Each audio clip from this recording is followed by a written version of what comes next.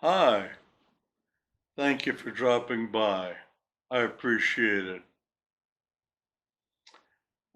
Tonight, I'm going to be going through part two for things that block prayer. Now, I would appreciate it if you'd give me a like right down there. And if you haven't subscribed, do that.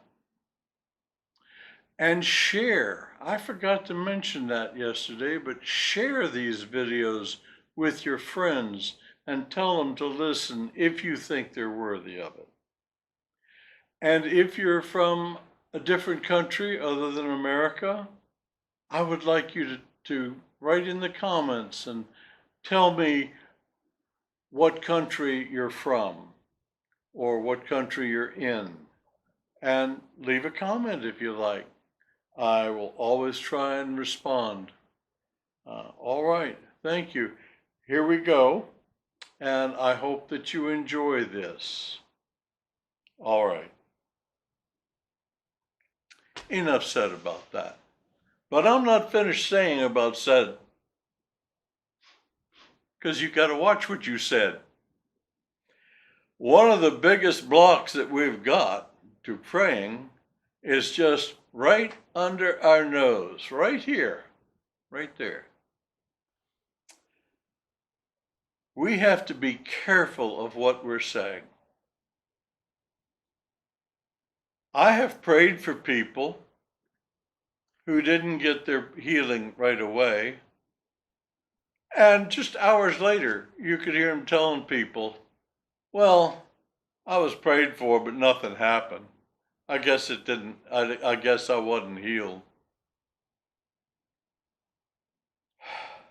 No, and they won't get healed because they have canceled the prayer with their own mouth. I've heard that many times. And there are ministers who are way far more powerful than I am. They get very frustrated because the people turn right around and they said, well, I guess I didn't get healed. Nothing happened. There was a priest in Jerusalem before the days of Jesus. He was an old man, and he and his wife had prayed to have children for years. Nothing happened.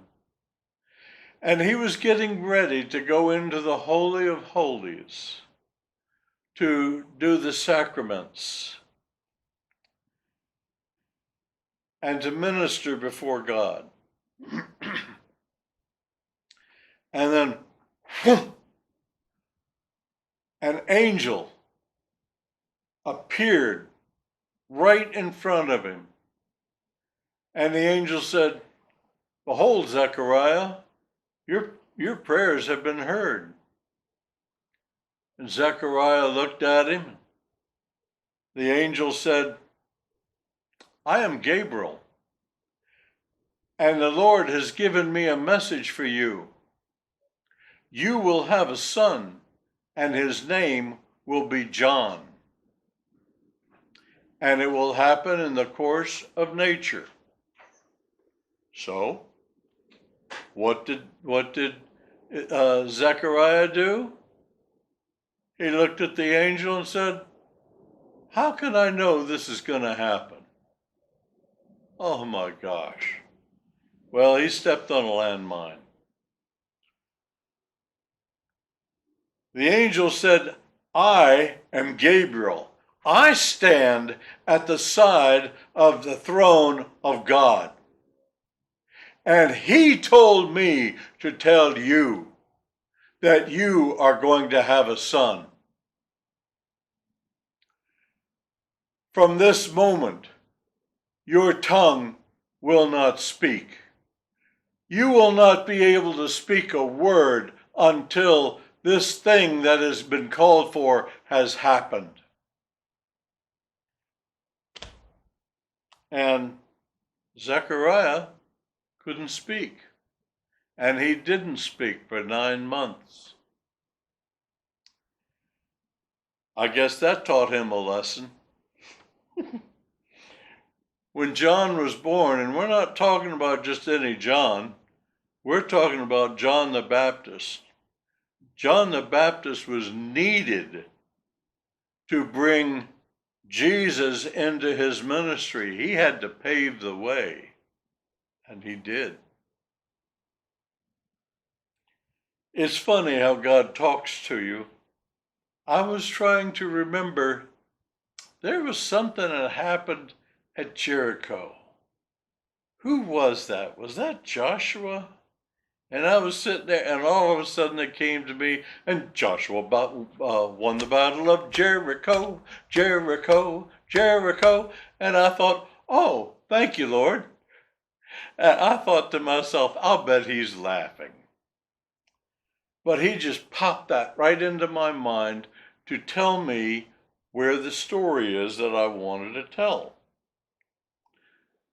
Joshua had taken over the leadership of all the Jews when Moses had brought them out of Egypt, and taking them over into the land of Canaan was Joshua's job.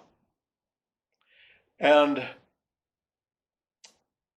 he looked at Jericho, and the Lord said, defeat them. So Joshua said, all right. And he got all the soldiers in line, and I think there may have been maybe 100,000 of them. And he said, from this moment on, I do not want you to speak one word. Make no sound. We are going to march around Jericho 7 times. And when we have finished on the 7th time, we are going to shout at my command, and the horns will be sounded. Not one word. So they started marching around the city of Jericho, and they marched 7 times around. It wasn't a huge city. 7 times around, and they stopped. And Joshua said, now! And they shouted all at one time, and the horns were blown, and a section of the wall fell out toward them. Now, I don't remember her name. I think it was in the 30s, 20s or 30s. There was a lady archaeologist, Kenyan, I don't remember. Doesn't matter. She found the wall. And to her surprise, it had caved out, not in, proving the Bible. Now, why did Joshua tell those men to be quiet? I was in the infantry, and I have marched in big groups. And when you take a break, they all get together and they drink the water, and they have their hamburgers or whatever, and they talk. And they talk among themselves, and they talk about, what are we doing out here? It's hot and it's this. Can you imagine how the Jews would be talking? Man, it's hot out here, and here we are walking around this town. Do you think for 1 minute anything is going to happen if we shout and the horns go off? That would have killed the thing that Joshua was trying to get started in the Spirit. Joshua was operating in faith. Faith given to him by God, orders given to him by God, and he told the people what to do. They followed the directions, and they were successful. So I want to tell you, if you pray for something, don't get up today, tomorrow, the next day. Sometimes prayers take weeks to happen. I've seen cancer healed when I prayed for people, and sometimes it took 2 or 3 weeks. Do not say, I don't think it's going to work. I haven't seen anything happen. The cancer hasn't fallen off. The goiter hasn't left the neck. The bunion hasn't left the foot. Oh, I just wasted my time coming to church and getting prayed for. You probably lost an opportunity to see your first miracle. So, there we are. Watch what you say. It says in Proverbs 6:2, Thou art snared with the words of thy mouth. Thou art taken with the words of thy mouth. I'll give you a good example of how important it is not to say what's on your mind, not to share with your friends, even your husband or wife. Judy went to the doctor. She was having some difficulties. And she went to her doctor, and he took tests, and he didn't like what he saw. And he said, I'm a little concerned about pancreatitis. You have all of the indications that you might have pancreatitis. Now, if you don't know what that is, it's very serious. It can get a lot worse before it gets better.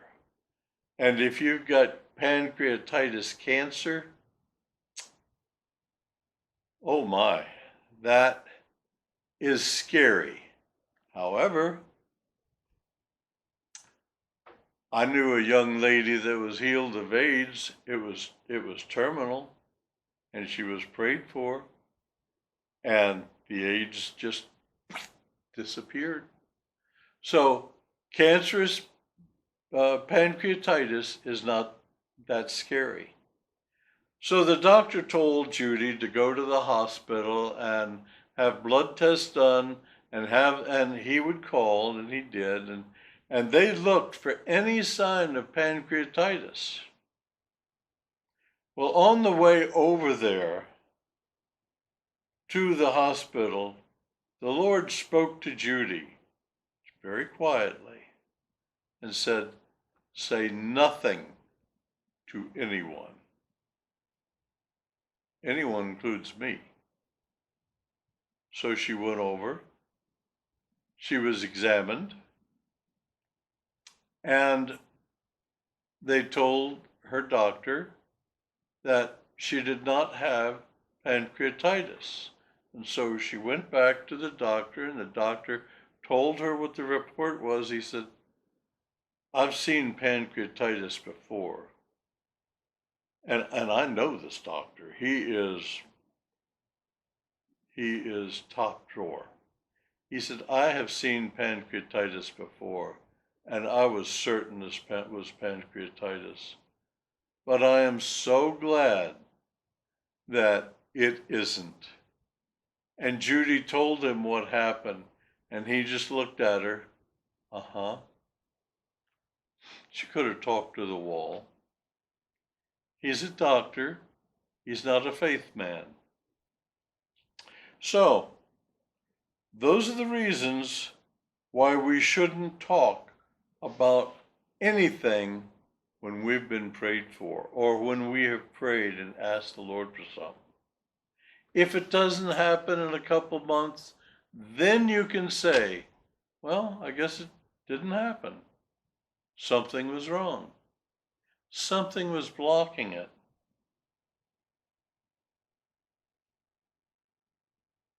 There's another block that we have. Your body is the temple of God. It says so in 1 Corinthians 3:16 and 17. Know ye not that ye are the temple of God, and that the Spirit of God dwelleth within you? If any man defile the temple of God, him shall God destroy. That sounds pretty bad. It is pretty bad. But you know, God doesn't destroy us. We destroy ourselves. I know, because I have been defiling my body for about 50 years. My wife and I have been married 54 and a half years. She is one of the best cooks and bakers I have ever encountered. I used to take her to very nice restaurants, and she would taste something, and if we liked it, she'd come home and she would duplicate it. She knew what the seasonings were, what everything was, and she could cook it. And when we had people over for dinner, they thought that they were really fortunate because Judy was going to put out a dish that they would really enjoy. I ate like that every night. My children ate like that every night. They didn't get hamburger helper or some of the other things, macaroni and cheese. Mac and cheese is what they call it. They didn't get that. Once in a great while, Judy would break down if they asked for it, and she'd fix it. But I have eaten very well for 54 and a half years. I have eaten her apple pies with ice cream piled on top. I have defiled my body, and it has cost both Judy and myself. Judy has a bad heart, congestive heart failure. I have, I don't have the same kind of problem. I have angina. We both have diabetes, and it's pretty bad. In my wife's case, it has affected her eyes and other things. I have prayed on many occasions, and I know a little bit about praying for healing, and nothing has happened.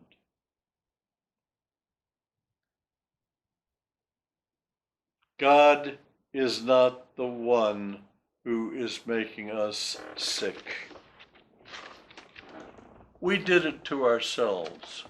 We defiled our own body. When I talk about defiling, what am I talking about? Smoking. I used to smoke. I quit in 1982. I used to smoke. So I know all about that. And there's vaping,